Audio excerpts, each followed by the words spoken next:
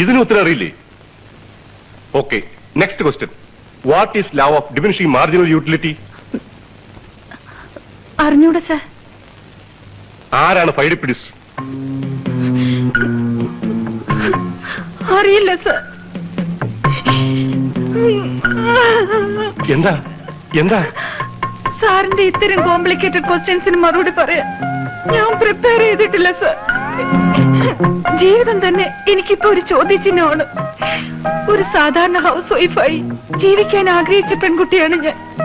പക്ഷേ വിധി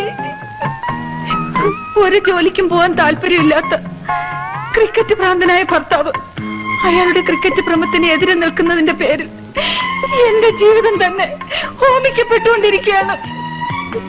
What do you mean? അതെ സർ, ഇപ്പോഴിവിടുന്ന് ഇറങ്ങിപ്പോയ ആളാണ് സർ എന്റെ ഭർത്താവ്. ആര്?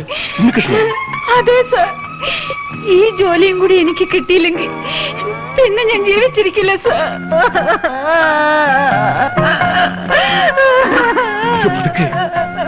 ഇതെന്താ?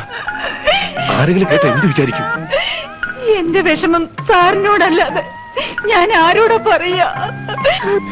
വേണ്ട സർ, എനിക്ക് ഈ ജോലി വിധിച്ചിട്ടില്ലെന്ന് കരുതിയാൽ മതിയല്ലോ. ഞാൻ പോവാണ്. സാറിനെ ബുദ്ധിമുട്ടിച്ചതിൽ ക്ഷമിക്കണം. നിൽക്കൂ. You are appointed. ടെസ്റ്റിമോണീസ് മാനായിട്ട് സബ്മിറ്റ് ചെയ്തിട്ട് നാളെ തന്നെ ജോയിൻ ചെയ്തു. ക്രിക്കറ്റിനെതിരായ കുട്ടിയുടെ ധർമ്മസമരത്തിൽ ഞാനും ഒപ്പം ഉണ്ടാവും. All the best. Thank you sir. എന്നോട് ക്ഷമിക്കണം സാർ. എന്താ ഇത്? ആഹാ, താൻ പോയില്ലേ? ഞാൻ ക്രിക്കറ്റ് കളിക്കാറുണ്ടെങ്കിലും ഡെയിലി അതിനെക്കുറിച്ച് ഓർത്ത് പശ്ചാത്തപിക്കും. എന്റെ ക്രിക്കറ്റ് ഭ്രാന്ത് മാറ്റാൻ ഞാൻ യുനാനി മരുന്ന് കഴിച്ചുകൊണ്ടിരിക്കുകയാണ് സാർ. ഒരാഴ്ചക്കകം ഈ ഭ്രാന്ത് മാറ്റി തരാമെന്നാണ് ഡോക്ടർ പറഞ്ഞത്.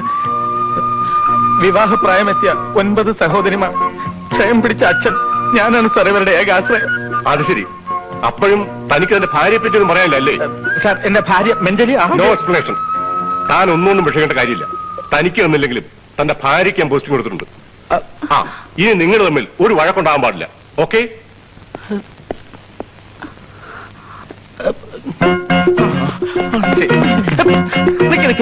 ഏത് ഭാര്യ? എന്ത് ഭാര്യ? എന്ത് ഭാര്യ? ആരുടെ ഭാര്യ?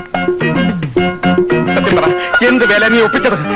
ചെയർമാൻ, എവളെന്റെ ഭാര്യ?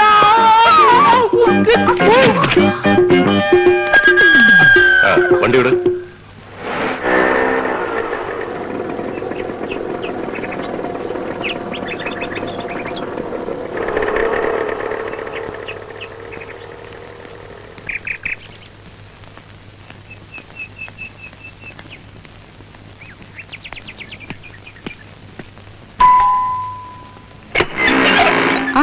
നീയായിരുന്നോ? എങ്ങനെ ഉണ്ടായിരുന്ന ഇന്റർവ്യൂ? അങ്ങനെ 21ാമത്തെ ഇന്റർവ്യൂ സക്സസ്. നാളെ ജോയിൻ ചെയ്യാ.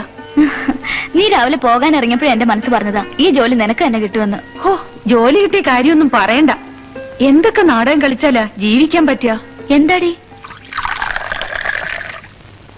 നീ എന്ത് അബദ്ധമായി കാണിച്ചേ? മാരീഡ് ആണെന്നൊക്കെ പറഞ്ഞ് ജോലി വാങ്ങിയ അവരത് അറിയുമ്പോ പ്രശ്നാവില്ലേ? തന്നെയുമല്ല, അയാൾ ഓഫീസിൽ കയറി ചെന്ന് നീ പറഞ്ഞൊക്കെ കള്ളാണെന്ന് പറഞ്ഞാലോ? ആ സമയത്ത് ഞാൻ അതൊന്നും ആലോചിച്ചില്ല. ഇന്നത്തെ കാലത്ത് ഒരു ജോലി കിട്ടാൻ അത്ര എളുപ്പമാ? അതുമല്ല, ഇനി ഒരു ജോലി ഇല്ലാതെ തള്ളി നീക്കാന്നൊക്കെ പറഞ്ഞാൽ വീട്ടിലെ കാര്യങ്ങളൊക്കെ നിനക്കറിയാലോ. ഇനി വരുന്നിടത്ത് വെച്ച് കാണാം. അതൊക്കെ പോട്ടെ. രാവിലെ വന്ന ധൃതിയിൽ ഒന്നും ചോദിക്കാൻ പറ്റിയില്ല. നിന്റെ മുത്തശ്ശിയുടെ വാശിയൊക്കെ തീർന്നോ? ഹേയ്, മുത്തശ്ശി ഇപ്പോഴും പിടിച്ച പിടി തന്നെയാ. കല്യാണം കഴിഞ്ഞിട്ട് എന്നെ വിശ്വട്ടിനെ ഒന്ന് കാണാൻ പോലും മുത്തശ്ശി കൂട്ടാക്കിയില്ല. എനിക്ക് പോണമെന്നൊക്കെ ഉണ്ടായിരുന്നു. പിന്നെ ചെന്നാ പ്രശ്നമാവുമല്ലോ എന്ന് പേടിച്ചാ പോകാതിരുന്നത്. മുത്തശ്ശി മാത്രം എന്തിനാ കുറ്റം പറയുന്നത്? നീ ചെയ്തതും കുറച്ച് കടന്നു കൈയായി പോയില്ലേ? മുത്തശ്ശിയുടെ അനുഗ്രഹം വാങ്ങിയിട്ട് ഞങ്ങളുടെ കല്യാണം നടക്കില്ലെന്ന് നിനക്കറിയാലോ. രജിസ്റ്റർ മാരേജിന് നീയൊക്കെ കൂടിയല്ലേ എനിക്ക് ധൈര്യം തന്നത്. എന്നിട്ടിപ്പോ പറയുന്ന കേട്ടില്ലേ? ഞാൻ എന്നും പ്രതീക്ഷിക്കും മുത്തശ്ശി ഗുരുക്കളമ്മാവനെ അയച്ച് ഞങ്ങളെ വിളിപ്പിക്കുമെന്ന്. എവിടെ? മുത്തശ്ശിക്ക് എന്നോട് അത്രയ്ക്ക് വിരോധമായിരിക്കും. അതൊക്കെ മാറില്ലേടി. നിനക്ക് എന്തെങ്കിലും വിശേഷം ഉണ്ടെന്നറിഞ്ഞ ആ നിമിഷം മുത്തശ്ശി ഇവിടെ ഓടിയെത്തും.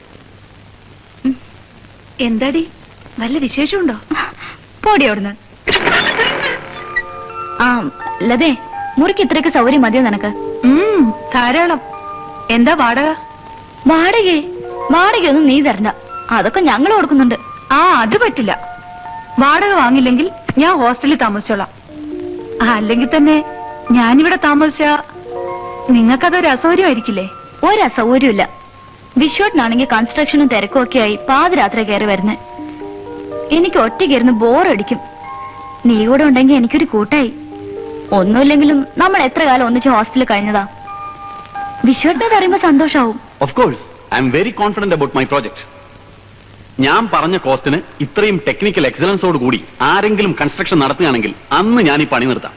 നിങ്ങൾ നോക്കിക്കോ, കംപ്ലീറ്റ് ചെയ്ത് കഴിഞ്ഞാൽ ഈ സിറ്റിയിലെ ഏറ്റവും ബെസ്റ്റ് ഫ്ലാറ്റ്സ് ഇതായിരിക്കും. ഇങ്ങനെയൊക്കെ പറഞ്ഞ് സുഖിപ്പിക്കാൻ തുടങ്ങിയിട്ട് നാള് പറയാമല്ലോ. ഞങ്ങളുടെയൊക്കെ കാശ് ബ്ലോക്കായി കിടക്കുന്നതിനെ പറ്റി ഒന്നും പറയാനില്ലേ? നിങ്ങൾ ഇങ്ങനെയൊക്കെ ചോദിച്ചാ ഇതിപ്പോ ആരുടെയെങ്കിലും കുറ്റം കൊണ്ടാണോ? ഈ കോർപ്പറേഷന്റെ സ്റ്റേ ഒന്ന് വെക്കേറ്റ് ചെയ്ത് കിട്ടാതെ ഞാൻ എങ്ങനെ പണി തുടങ്ങും? അതൊന്നും ഞങ്ങൾക്ക് അറിയണ്ട. തർക്കമുള്ള സ്ഥലം വാങ്ങിക്കാൻ ഞങ്ങൾ പറഞ്ഞു. സാറ് വിഷമിക്കണ്ട, സ്റ്റേ ഒക്കെ പിൻവലിച്ചു കഴിഞ്ഞ് സമാധാനമായിട്ട് പണി തുടങ്ങിയാൽ മതി. എന്റെ കാശ് ഞാൻ നേരെ ഗൾഫിൽ കിടന്ന് കല്ലും മണ്ണും ചുമന്നുണ്ടാക്കിയ കാശാ. ഞങ്ങളുടെ കാശ് കിട്ടണം. നിങ്ങളുടെ വികാരം എനിക്ക് മനസ്സിലാവുന്നുണ്ട്. പക്ഷേ എനിക്ക് ഒരു മാസത്തെ സമയം കൂടി തരണം പ്ലീസ്. അതിന് സ്റ്റേയും പ്രശ്നങ്ങളൊക്കെ തീർന്നില്ലെങ്കിൽ എല്ലാവരുടെയും പണം തിരികെ തരാം. ഈ അവധി കേൾക്കാൻ തുടങ്ങിയിട്ട് കാലം കുറേ ആയല്ലോ. എന്നെ വിശ്വസിക്കൂ, എനിക്ക് ഒരു ചാൻസ് കൂടെ തരൂ പ്ലീസ്. ശരി, ഒരു മാസം. അതിനുള്ളിൽ പണം തിരികെ തന്നില്ലെങ്കിൽ ഞങ്ങൾ വേറെ വഴി നോക്കും. അവന്റെ കൈ നമുക്ക് കുഴി പോയില്ലേ? ഇവന്റെ അടുത്തൊക്കെ ഈ രീതിയെ പറ്റൂ.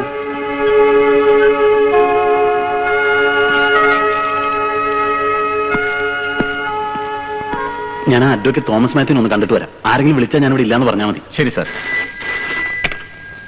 ഹലോ, ആരാ? ഇവിടെ ഇല്ലല്ലോ. ശരി, പറഞ്ഞേക്കാം. ആരാ? KR നമ്പ്യാരാ. തൊലച്ചു. ആ ടൗൺ പ്ലാനിംഗ് ഓഫീസറാ. ഒരാഴ്ചയായി ഞാൻ അയാളെ കാണാൻ വേണ്ടി നടക്കുക. സമയക്കേട് വരുമ്പോ എല്ലാം കൂടെ കൂട്ടിപ്പിടിച്ചാണ്. നീ ധൈര്യമായിട്ടിരിക്കും വിശ്വം. സ്റ്റേ വെക്കേറ്റ് ചെയ്ത് വാങ്ങിക്കാവുന്ന എനിക്ക് 100% ഉറപ്പുണ്ട്. പക്ഷെ സിവിൽ കേസ് ആയതുകൊണ്ട് കുറച്ച് കാലതാമസം ഉണ്ടാവും. അത്രയും വെയിറ്റ് ചെയ്യാൻ നിന്റെ കസ്റ്റമേഴ്സ് തയ്യാറാവൂ? അവരെ എങ്ങനെയെങ്കിലും പറഞ്ഞു ഒതുക്കാന്ന് വെക്കാം. പക്ഷെ അവറാച്ചന്റെ കാര്യമോ? അയാളെ പോലെ ഒരാളുടെ കയ്യിൽ നിന്ന് കടം വാങ്ങിച്ചതാ വിശ്വം ചെയ്ത ഏറ്റവും വലിയ തെറ്റ്. വേറെ എത്രയോ പേരെ അപ്രോച്ച് ചെയ്ത് നോക്കിയതാ. ആ സമയത്ത് ഇത്രയും വലിയൊരു തുക തന്ന് സഹായിക്കാൻ അവറാച്ചനല്ലേ ഉണ്ടായുള്ളൂ. അതിലൊക്കെ എന്തോ ചില തിരിമറികൾ ഉണ്ടെന്നാ എന്റെ ബലമായ വിശ്വാസം. അവറാച്ചൻ ഫൈനാൻസ് ചെയ്തിട്ടുള്ള പ്രോജക്റ്റുകളൊക്കെ അവസാനം അയാളുടെ കയ്യിലായ ചരിത്രമേ ഉള്ളൂ.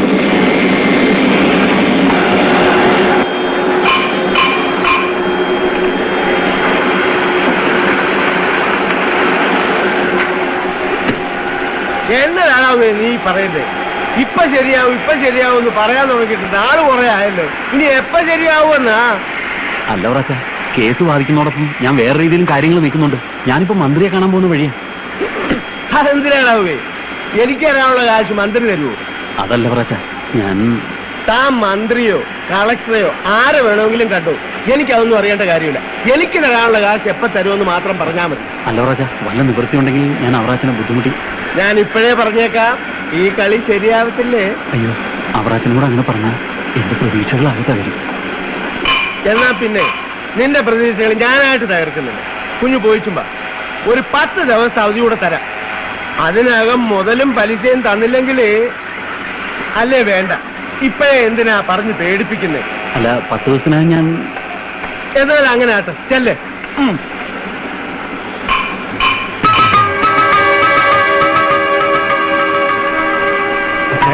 അവനെ അങ്ങനെ വിട്ടാലോ? ഓണിച്ചു 10 ദിവസമല്ല 10 മാസം കൊടുത്താലും അവന് ഈ കാശ് റോൾ ചെയ്യാൻ പറ്റുകയില്ല. അങ്ങനത്തെ ഒരു പൂട്ടല്ലേ ഞാൻ പൂട്ടിയിരിക്കുന്നേ. അപ്പൊ അച്ഛന്റെ കാശ് കാശ് ആർക്ക് വേണോളാവേ? നീ നോക്കിക്കോ മോനിച്ച, അവൻ ഫ്ലാറ്റ് കെട്ടാൻ പോകുന്ന സ്ഥലം നമ്മുടെ കയ്യിലിരിക്കും. സിറ്റിയിലെ കണ്ണായ സ്ഥലമാ. ഫ്ലാറ്റിനേക്കാൾ അവിടെ ചേരുന്നതേ ഷോപ്പിംഗ് കോംപ്ലക്സാ. അത് അവറാച്ചന്റെ പേരിലായാലും എന്നാ കൊള്ളുകയല്ലേ? കോർപ്പറേഷനെ വിട്ട് സ്റ്റേ ഓടിപ്പിച്ചത് ആരാണെന്നാ നിന്റെയൊക്കെ വിചാരം? പക്ഷേ ഇപ്പോഴും നമ്മൾ ജയിച്ചു എന്ന് പറയാറായിട്ടില്ല. മാനസികമായി ഇനിയും അവനെ തളർത്തണം. ശല്യം ചെയ്ത് അവസാനം എന്നാ പിന്നെ അവറാറ്റം തന്നെ സ്ഥലം അങ്ങോട്ട് എടുത്തോ എന്ന് അവനെ കൊണ്ട് പറയും. ഞങ്ങൾ കസ്റ്റമേഴ്സിനെ ഇളക്കി വിട്ടിട്ടുണ്ട്. അവരവന്റെ ഓഫീസിൽ ചെന്ന് ബഹളം ഉണ്ടായിക്കൊള്ളും. അല്ലെങ്കിൽ ഞങ്ങളും നിർത്തനാവുക. അവന്റെ ആഫീസിൽ ചെന്ന് ബഹളം ഉണ്ടാക്കിയത് കൊണ്ട് ഒന്നും ഒരു കാര്യവുമില്ല. കൂടുതൽ നാണക്കേട് തോന്നിപ്പിക്കണമെങ്കിലേ